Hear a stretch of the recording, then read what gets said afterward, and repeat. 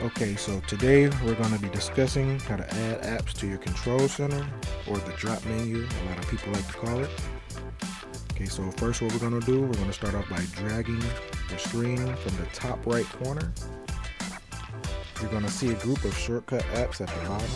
To add to that, you're going to go back to your home screen, go to settings, and we're going to scroll down until you see control center. When you see control center, you're going to press control center.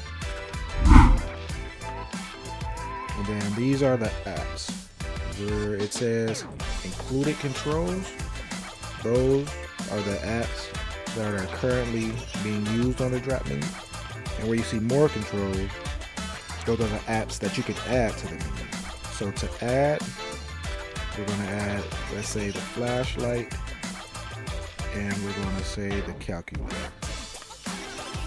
Then you're going to go back to your home screen, drop down that menu again,